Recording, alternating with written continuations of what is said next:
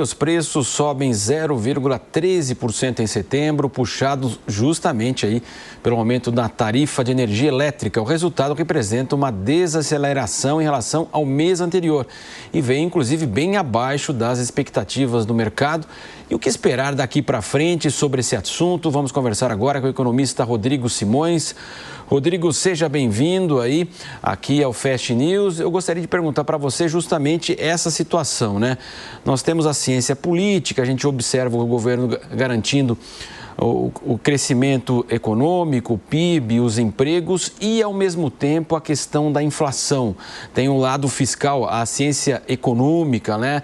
Principalmente desde o início do governo Lula, esse embate entre o Banco Central e o mundo político, os atores econômicos.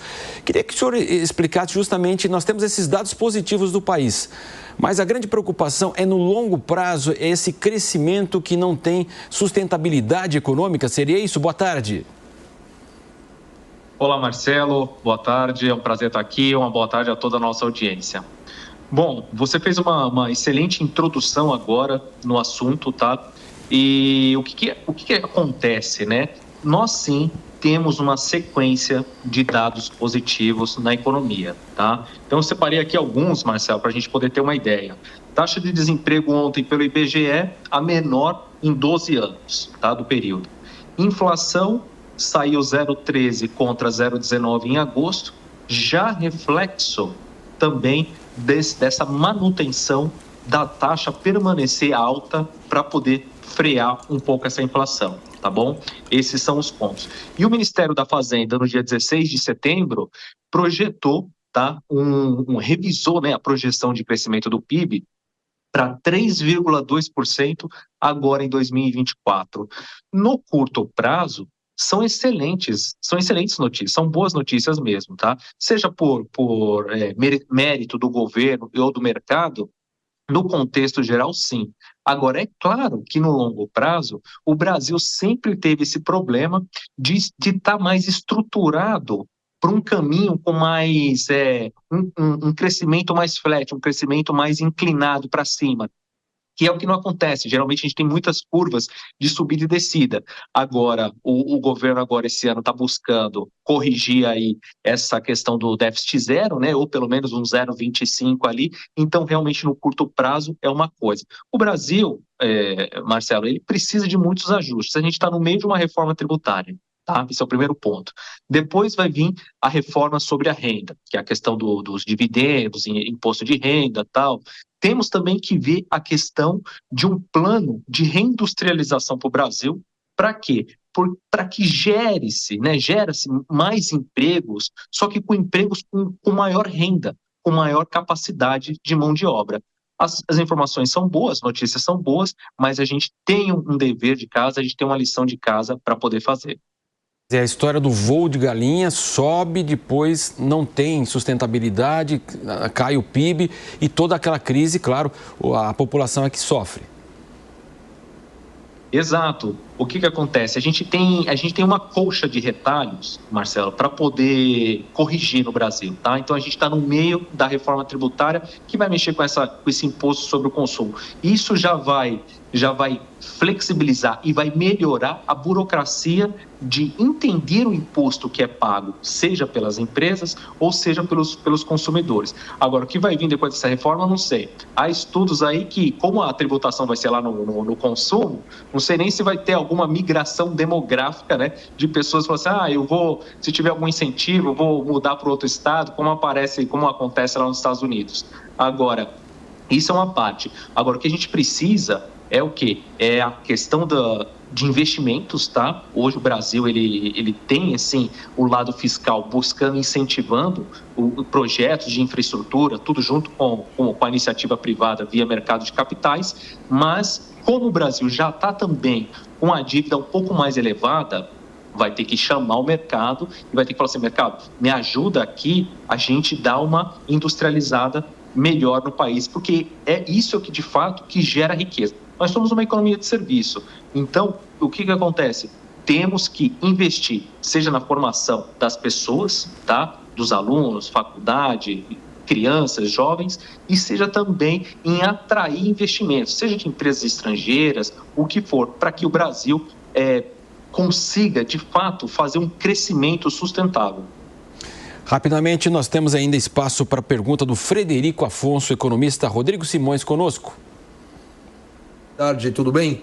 Rodrigo, após a elevação aí pelo Copom de 0,25%, chegando a 10,75% de juros ao ano, alguns analistas projetam ainda um aumento nessa taxa Selic até o final do ano. Você acredita nisso?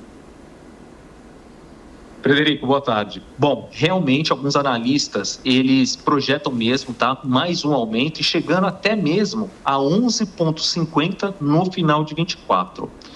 Pelo que eu tenho analisado e discutido aqui com alguns colegas, e a gente tem uma discussão, né, na nossa área de economia, a gente pensa o seguinte: a economia, ela é uma ciência social, ela não é uma ciência exata. Tá? Então, assim, apesar de ter números econométricos, tal, não é isso. O que a gente tem que pensar é o seguinte, e que o que eu estou falando aqui, eu acredito que o time lá do Banco Central pensa também, e o Ministério da Fazenda também. O que é?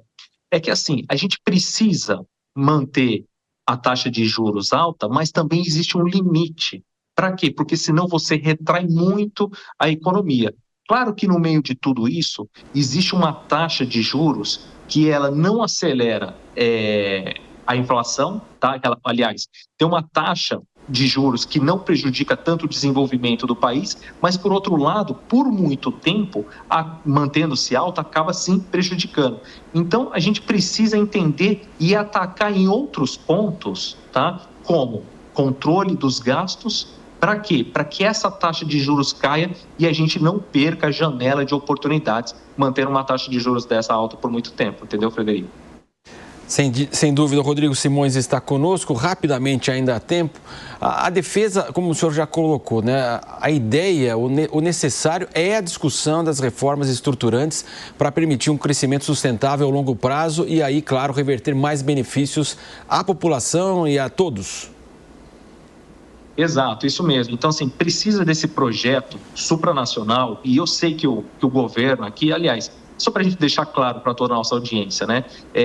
A gente tem muitas discussões, né? Entre mais liberais, desenvolvimentistas, um acha que é o mercado que tem que tomar conta, outro acha que é o Estado que tem que ser o principal condutor. Eu acho que é um mix dos dois. Os dois têm chances e condições de puxar e a gente desenvolver o país. Só que acontece, o governo ele também está numa situação apertada, tá? De situação fiscal, e o mercado também precisa dessa abertura. É uma questão da gente fazer uma junção, uma união. O governo tem que atrair o mercado para desenvolvimento do país, verificar a questão de juros, de impostos e fazer com que esse IVA que vem por aí não seja exagerado como em outros países que nós vemos. Para quê? Para que a gente consiga desenvolver o nosso país. Agora, para outubro, nós temos aí boas notícias. Eu tenho mensurado aqui, principalmente, a questão da produção de papel ondulado. Também está vindo acima da média dos últimos anos, que reflete que nesse próximo trimestre também teremos mais um período de crescimento, Marcelo. Então, provavelmente, o PIB do Brasil vem acima de 3% esse ano, viu, em 2024. Muito bem, nós conversamos com o Rodrigo Simões, economista, fazendo essa análise justamente, números positivos, mas o que isso significa e a necessidade do país de um crescimento sustentável de longo prazo para benefício para toda a sociedade. Evidentemente, é o que nós esperamos que aconteça daqui para frente e, claro, começa aí pela reforma tributária. A expectativa, então, após as eleições, a avaliação do Senado. Rodrigo, mais uma vez, muito obrigado pela sua participação aqui na programação da Jovem Pan. Eu que agradeço, Marcelo, agradeço, Frederico, e a toda a nossa audiência da Jovem Pan. É sempre um prazer.